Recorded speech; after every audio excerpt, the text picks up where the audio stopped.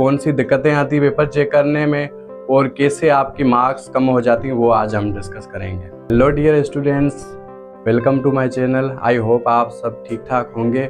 आज हम बात करेंगे कि अपकमिंग आपके एग्ज़ाम्स है, उनके लिए आप ऑलरेडी मुझे पता है प्रिपेयर्ड है, पर पेपर हल करने का एक तरीका होता है, जो मेथड होता है, जो मैं आपको बताऊंगा, जिससे क्या होता है कि जो एवरेज स्टूडेंट्स है या जिनकी तैयारी सही से नहीं हो पाई वो भी पास हो जाएंगे, और जो टॉपर बनना चाह रहे हैं, जो एवरेज से अच्छे स्टूडेंट हैं, तो उनके लिए ये सही मेथड है पेपर हल करने का। और जो टीचर्स जो पेपर चेक करते हैं उनको कौन सी दिक्कतें आती है पेपर चेक करने में और कैसे आपकी मार्क्स कम हो जाती हैं, वो आज हम डिस्कस करेंगे। तो सबसे पहले आपके पास जो क्वेश्चन पेपर आता है उसको हल करने से पहले वही क्वेश्चंस चूज़ करें जो सीरीज़ में हो। जैसे कि अब आपको पहला नंबर क्वेश्चन करना है तो वो आपने किया, फिर उसके बाद 8वां किया, ये गलतियां ना करें। बिल्कुल सीरीज़ में हो क्वेश्चंस। आप पहले पेपर रीड करके जाएं और उसके बाद देखें कि आपको कौन से आंसर्स आते हैं। कभी कभार ऐसा होता है कि हमने पहला किया क्वेश्चन सॉल्व और दूसरा हमने छोड़ दिया क्योंकि वो हमें उस टाइम नहीं आ रहा था। फिर आगे हमने पेपर पढ़ा तो वही चीज़ें याद आ गई, तो फिर हमने दूसरा किया। पहले पहला किया, फिर 8वां किया, फिर दूसरा किया। ये नहीं करें, पहले पहला करें, फिर दूसरा करें, फिर तीसरा नहीं आ रहा है तो वो छोड़ दें और चौथे या 5वें पे जाएं।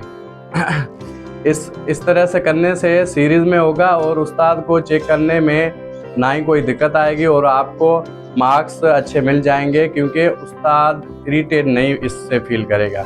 वरना उस्ताद को थोड़ी इरिटेशन होती है क्योंकि उनको मसला होता है आगे के जो क्वेश्चंस आगे के जो चेक करने के लिए।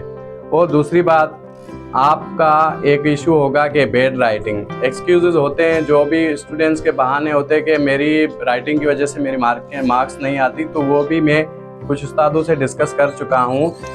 बैड राइटिंग से कुछ भी नहीं होता। राइटिंग वो हो रीडेबल हो, मतलब इतनी भी बैड ना हो कि पढ़ी ना जाए उस्ताद से। आपका आंसर अगर सही है तो उस्ताद को मजबूरन वो मार्क्स देनी पड़ेगी, क्योंकि वो क्वेश्चन आंसर जो होगा आपका राइट होगा। पर बिल्कुल बैड राइटिंग होगी तो आपको वो इम्प्रूव करनी चाहिए, उसमें नो डाउट। उसके अलावा स्लो राइटिंग, अब स्लो राइटिंग नहीं होती। आपका अगर पेपर छूट जाता है, आप बोलते हैं कि आपकी स्लो राइटिंग है, स्लो राइटिंग नहीं होती।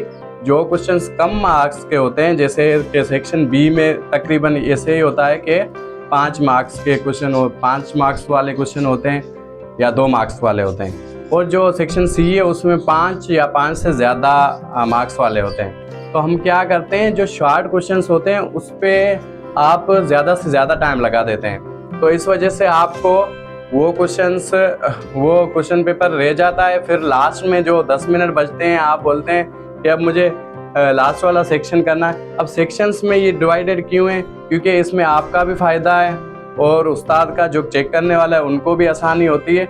और जो सेक्शन सी होता है उसमें वेल डिटेल्ड क्वेश्चंस होते हैं। तो जो लॉन्ग क्वेश्चंस हैं उनको हल करने का यही तरीका है कि पेपर की जो लास्ट में रफ पेज यूज़ कर सकते हैं। तो उसमें क्या करें, आप कुछ पॉइंट्स लिख लें, जैसे कोई ईस्वी सन लिख लिया आपने, या कोई मेन ऐसा कोई क्ल्यू लिख लिया जिससे आपका मतलब पूरा सेंटेंस बन जाए।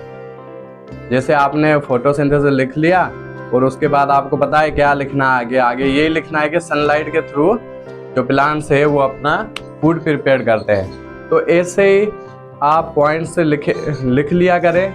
जैसे 1665 को रॉबर्ट हुक ने क्या किया था, सेल डिस्कवर्ड किया था, तो 1665 लिखेंगे तो आपको समझ में आ जाएगी। तो मतलब रफ पेज पे एक पे लॉन्ग क्वेश्चंस के लिए आप पॉइंट से शुरू से ही नोट करके रखें, करते जाएं नोट पेपर के बीच बीच में।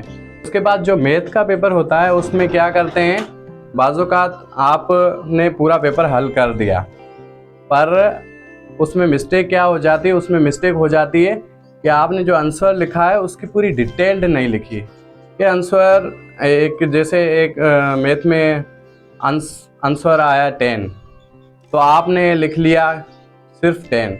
भाई 10 क्या है, कुछ कुछ रकम है वो जो सेव्ड है उसके लिए 10 है, या कोई सेंटीमीटर है, कुछ डिस्टेंस है, तो उसका जो सिंबल जो होता है वो आप ज़रूर लिखें कि 10 बचा है, पर 10 की वैल्यू क्या है वहाँ पे, है ना।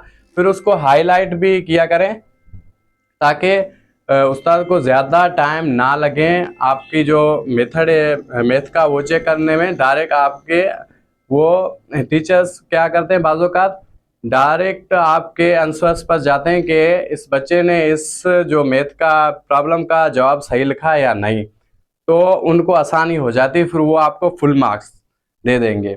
याद रखें कि जितना उस्ताद आपके पेपर चेक करने में कम टाइम लगाएगा उतनी आपकी ज़्यादा मार्क्स आएंगी।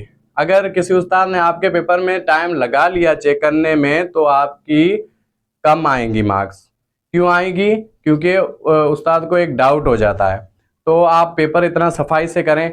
और उसके अलावा जो हम कट करते हैं, जैसे कि एक मैंने स्पेलिंग गलत लिख ली, उसको हमने ऐसे कट कर लिया, तो इससे कट ना किया करें, क्योंकि इसमें क्या होता है, जो आपकी जो हैंड राइटिंग की जो खूबसूरती है वो भी ख़राब हो जाती है। उसके अलावा जो हम कट लगाते हैं उसमें क्या होता है, नेगेटिव इम्पैक्ट पड़ता है पूरे आंसर पर।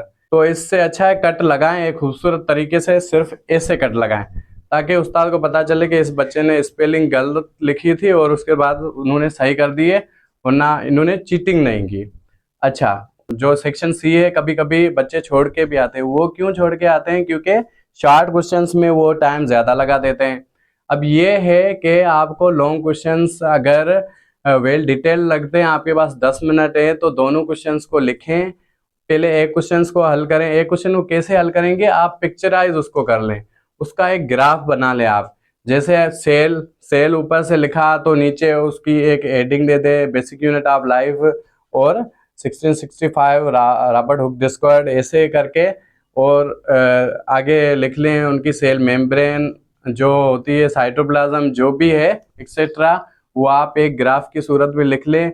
ग्राफ में क्या होगा, आपका पेज भी फिल हो जाएगा। आपको कम से कम 20 में से आपको 10 मार्क्स यकीनन मिल जाएंगी आपको, या 15 मिल जाएंगी। कोई चीज़ लिख रहे हैं तो उसमें कोई मेन पॉइंट्स होती है कुछ आंसर्स में से। जैसे आपको फोटोसिंथेसिस के कुछ चीज़ों के, नीड बेस्ड चीज़ों के बारे में लिखना है, तो आपने सनलाइट के ऊपर हेडिंग दे दी, क्लोरोप्लास्ट के नीचे हेडिंग दे दी। जो आंसर्स हैं उनको हाईलाइट कर दिया, तो टीचर को ज़्यादा दुश्वारी नहीं होगी चेक करने में और आपको मार्क्स अच्छी मिल जाएंगी। तो इन सब चीज़ों का आपको ध्यान रखना है अगर आपको टॉप लिस्ट में आना है या आपको अच्छी मार्क्स लेनी है।